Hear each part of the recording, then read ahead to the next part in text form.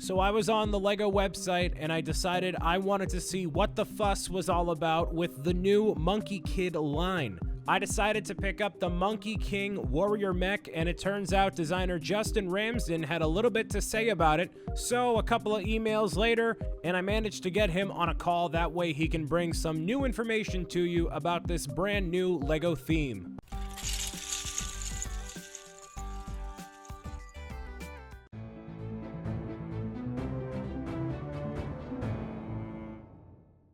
So this is set number 80012, has 1,629 pieces, retails for $150 in the US, and has 6 minifigures. But enough about me describing the set. We're going to toss it over to Justin so he can give you the inside scoop on developing everything involving Monkey Kid and also the Monkey King Warrior Mech. All right, so you have some involvement with the Monkey Kid line, as far as I'm aware, right? Yes, yeah. So, this is the start, I guess. This is it, yeah. This is normally how I start things anyways. Yeah, so my name is Justin. I'm a senior model designer at the LEGO Group, and I was involved on the Monkey Kid line from pretty much the early concept stages. So the whole line's been in development for 2 years, and I was brought on to sort of flesh out the world through the bricks, right? So taking the amazing concept sketches that were designed by a concept designer called Xiao Dong, and also another guy called Alex, and a few other people who were involved, and then fleshing out this world of the Monkey Kid in brick form. And it was there I fell in love with the Monkey King Warrior Mech and decided to just stay on and continue working on it. It's been a great adventure. So you've had a lot of hands-on with the entire theme as it is. Yes, yeah. That's awesome. So I know that there's going to be an animated show that goes alongside it. So what is the process of either taking the brick built things and translating that into animated form, or vice versa? So unlike the Lego movie projects, this has been a totally different way of learning. Well, quite similar in some aspects, but a lot of the models were done before the animation was started, or it was very close collaboration. But we had the main say. Whereas when we were working on the movies, then it's more of a definite collaboration. So excited, I'm losing my words, right? That's okay. But it's been amazing just to see how they've turned our models into like a hand-drawn animated style, and it's just crazy when you see the show, and when the show finally airs for people to see that, it's just mind-blowing, because to see your model when it's blown up on a massive cinema screen for the movies, that's really, really special. And it's absolutely, don't get me wrong, that is a truly amazing moment. But when you see that someone's then painstakingly hand-drawn your model into this wicked new style that's super fresh and just crazy, it's something else. So I was always curious what the dynamic was between the designers and the artists who interpret those models. So was it just that you gave them pictures of the models, or was it more of a back and forth? Could they say anything about the model, or do you just go for it and that's it? Pretty much, both of us went for it. So ourselves, the LEGO Group, and Flying Bark, who are the animation studio, we work super, super close. So Simon Lucas, our senior creative director of the whole Monkey Kid line, he's gone back and forth to their studio along with Xiao Dong, who's our concept artist, and they've been super, super close dialogue. And say, for instance, the cockpit opens in a certain way in the model, then we've tried to replicate that on screen, or vice versa. If there's a storyline that's really, really fresh in the show, then we've incorporated that into our product line. Or, oh my goodness, what if the bull minions stole the precious peaches? Well, okay, we'll put some peaches in our set, and just really worked in that way, this collaboration. That's awesome. So I built the Monkey King Mech, and okay, so how often does it happen that you say Monkey Kid over Monkey King? Does that happen a lot still? I think the best way around it is just to give it the full title of Lego Monkey Kid Monkey King Warrior Mech 80012. There we go. That way there's no confusion. Like a true professional that you are, of course. Exactly. So it does get quite fun. Oh yeah, totally. And I was building this, and I was amazed by A couple of things. The level of detail that's in the set and the piece count, obviously, it allows you to pack in so much into this mech, and it's one of the most highly detailed mechs I've seen in Lego form. And what helps make it stand out is the gold that's on there. That's something that you don't see very much of in Lego sets, and especially to the extent that there is gold in that set. So can you talk about, what the decision-making process there was, and, did you have to talk to somebody else to get that much of that gold color in there? Because I would assume it takes a bit more to apply maybe that color as opposed to others. It's the same process as making all Lego bricks. I think that from very, very early on, when I was briefed about making the Monkey King Warrior Mech, it was to make it as ornate as possible. Much like the Monkey King himself, it's this amazing legend and just this icon. So how can we make this mech really stand out in the Lego universe or portfolio of mechs, right? The idea of making it so ornate and so just bling and just covered in foils and textile cape, and have all these lanterns hanging off him, and just ooze looks like he's just super premium, right? Was a super fun task to have. The biggest issue was knowing when to stop with what we can drum like we actually need real bricks or normal bricks, right? To sort of ground it in reality. But it was super fun, and worked really closely with the graphic designer Paul Takanu, and also Xiaodong, who was our concept artist, just to get that color scheme correct. And we had a lot of back and forth with our colleagues in China as well. So just to what makes sense and what's authentic, and would this bit look right, or is this readable and decodable as whatever we're trying to make. So it's been an amazing collaborative process. Yeah, and I think what helps with that bling is when I was taking apart the I don't know what you would call that sheet. It's like the metallic looking sheet that goes to like the bottom portion of the mech, like the garb kind of. Is that the correct terminology? So I was surprised that was metallic and reflective, and I had never seen that before myself, so that threw me off guard, and it was such a cool detail to add to that, because that could have been, and you got it right there. Yeah, that's what I was going to show off, like the fun thing that I don't think I haven't seen it online yet, which is obviously there's the normal version, but on the underneath is just pure gold, right? Right. So actually you could flip it around and have a full gold, all singing, all dancing mech, and also on the back of the flags, right? Yeah. Also gold. And that's just part of the printing processes. Of course, we want the gold on the top, so we need a layer underneath, and it made sense. Why not go gold, right? So Paul, our graphic designer, did a stellar job on making this as fun as possible. Yeah, it looks awesome. And what adds to the entire package when you buy the Monkey King mech is a little cloud build that goes alongside it. I have it here. This little build right here, this guy is, so not... The building techniques are so cool. It seems simple, but it's not quite simple. Did you have part in this too? But yeah, so everything that we do in the Lego sets obviously designed by the main designer, but of course people have influence here, there, and everywhere. So one of my colleagues, Nick, he was working on the shoulder joints he worked on Voltron, but he was also working on the shoulder joints for Voltron. So that's why it influenced the joints that we have in the Monkey King Warrior mech. And also, my friend Junior, he's really good at making smaller mechs, so he gave me some tips on this smaller thing. And then, bits and bobs come from all over the place, which is part of the collaborative nature. Collaboration's the biggest word, right? I have to say about working at the Lego group. I was so used as an adult fan just to stay in my bedroom and just build models with sort of my blinkers on, that when you come to this design agency that we work for, this design community that we work for, it's so refreshing, and also a new way of working. So it took me a while to get into the swing of things, but now I absolutely love it, because I can go and see Mike Psyche in Creator Expert if I need to work out an angle, or I need to go to Junior in Superheroes to figure out what looks good on a mech. And we each have our own specialisms, and we can all play off that, and and it makes for a better learning and better toy in the end of the day. So what would you say is your specialty when coming to this project specifically? Just the good looks, you know. Hey. I love buildings. That's my love. I wouldn't say speciality, but I've just done a lot of them.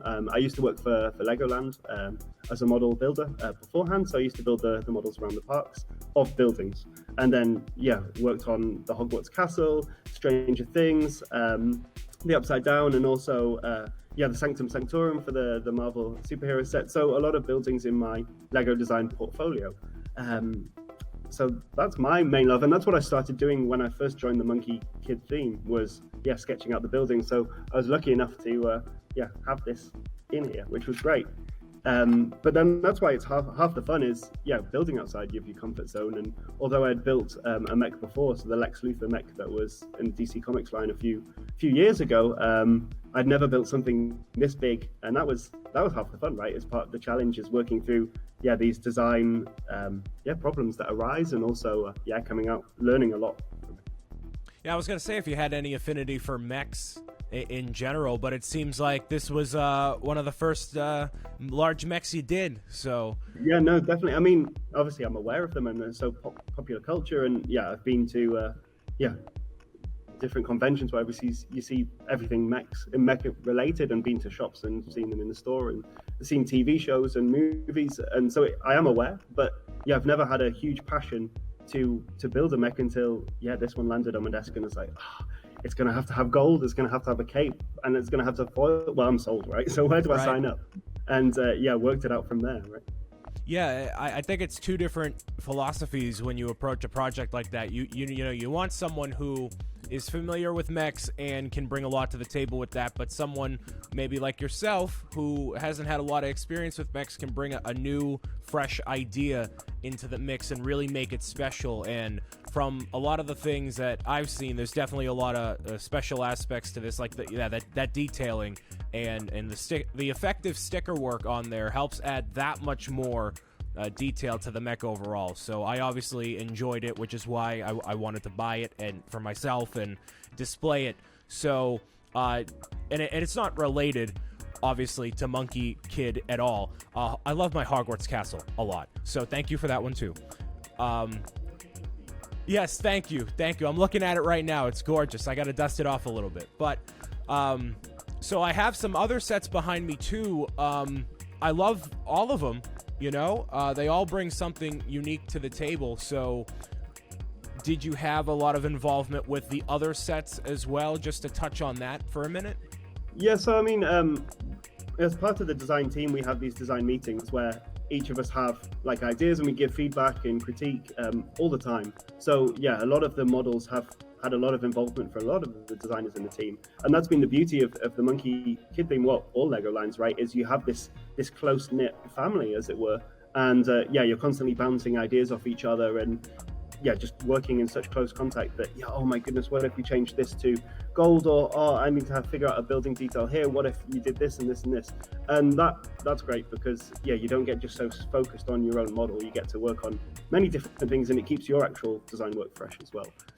So I worked on the small polybag, or the co-promotion that we have of the delivery bike, and the main warrior mech, as it were. Because at the same time, I also have my day job, right? My bread and butter of working in the superhero line. So I've been there for over 5.5 years now. So I still have to do my main tasks. Oh, I say like a chore, right? It's not a chore at all. I still have to build toys for a living, right? Right. In superheroes. So unfortunately, I couldn't work on as much as I'd like to. But watch this space, right? Yeah, and that collaboration aspect between each of the different sets, I think, is seen when if you end up buying multiple of the sets. There are these little builds between a lot of them there, and this one is a two-story, kind of 2.5. Well, it's tall. It's got the billboard on top there. So, was there any debate on? Did you make each of those individual builds and then decided, all right, this one's going to go here, this one's going to go there? What was that like?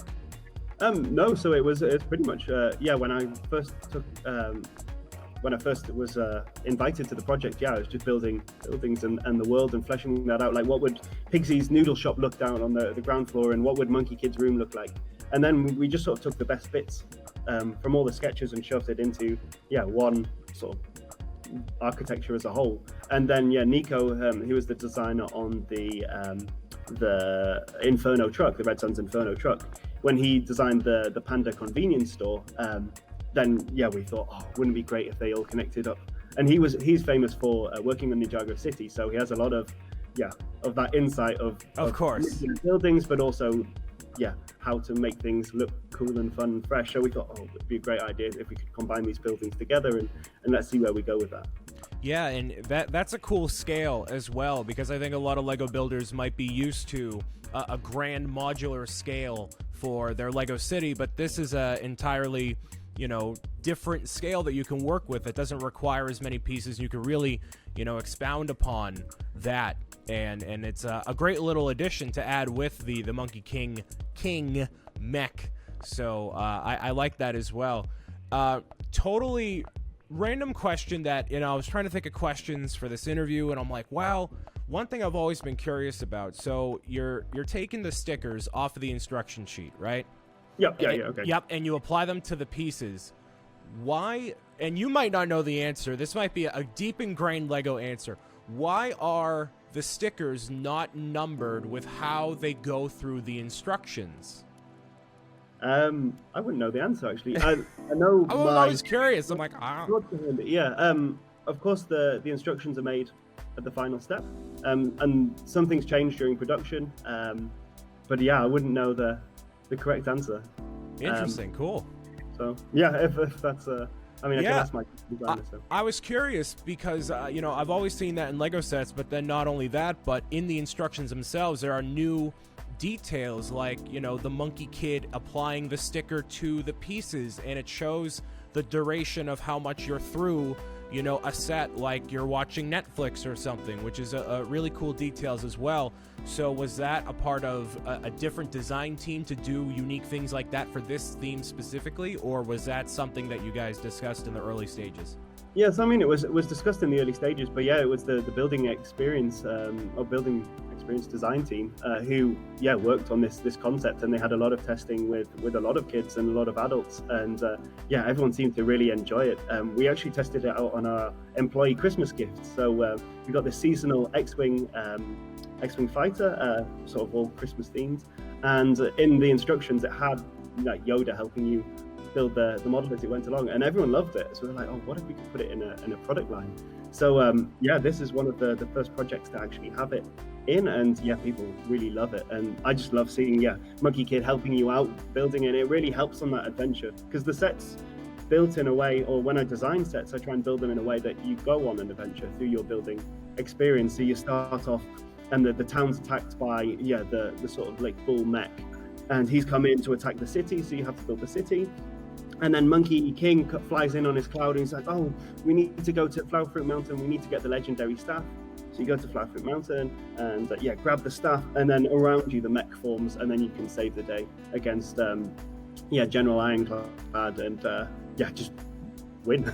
Right, so it's to take the builder on that journey and have a lot of fun with it. So by having this progress bar at the bottom, and also having the figures coming in at random points to help you like place a sticker, or I've just finished this build and this is what it should look like, and there's a bit of a celebration moment, it just gives you that pride in creation. And also once you've built more, right, once you've built more.